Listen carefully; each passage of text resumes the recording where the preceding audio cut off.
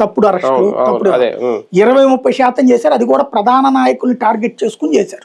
చిన్నవాళ్ళ జోలికి కానీ వీళ్ళు శాంతం సాధారణ కార్యకర్త లేదా సాధారణ ఇన్ఫ్లుయెన్సర్. ఇప్పుడు ఇదివరకు జగన్ TV5 వాళ్ళకి నోటీసులు ఇప్పించాడు, పిలిపించి పంపించేశారు, ఏం చేయలే. ఇవాళ అరెస్టులు చేసి జైళ్ళలో పెడుతున్నారు. అదే కదా. ఇప్పుడు అంకబాబు గారిది ఏమైంది, లేకపోతే మూర్తిది, నాయుడు గారిది, వెంకటకృష్ణది ఎన్ని ఏమైనాయి, నోటీసులు ఇవ్వడం అంతే. బట్ ఇప్పుడు ఏం జరుగుతున్నది, అరెస్టులు, జైళ్లు, వాళ్ళ క్యారెక్టర్ అసాసినేషన్. ఇది ఏ వైపుకి దారి తీస్తున్నాం మనం తీసుకెళ్ళి? ఇవాళ మన రాష్ట్రంలో ఈ 2 రాష్ట్రాల్లో తల వంచుకుని ఏదైనా వ్యాపారం చేసుకుంటున్నా మీద పడతారు.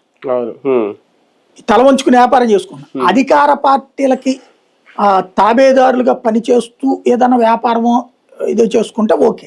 మళ్ళీ ప్రభుత్వం మారిందంటే రెండో వాళ్ళు కొడతారు. అసలు ఎవరికి సేఫ్టీ ఉన్నది ఎవరికి అర్థం కావాలి. రాష్ట్రం వదిలి పారిపోవాలేమో. 2 రాష్ట్రాలు ఎక్కడికి వెళ్ళాలో అర్థం కావట్లేదు జనాలకి. ఒక రకంగా ఉమ్మడి పాలన జరుగుతుందేమో విడిగా ఉన్నా సరే రాష్ట్రాలు ఈ అరెస్టుల విషయంలో మాత్రం. రైట్, చూద్దాం మరి ఇందులో రాజకీయ కోణంలో చూసుకున్నా లేదంటే టెక్నికల్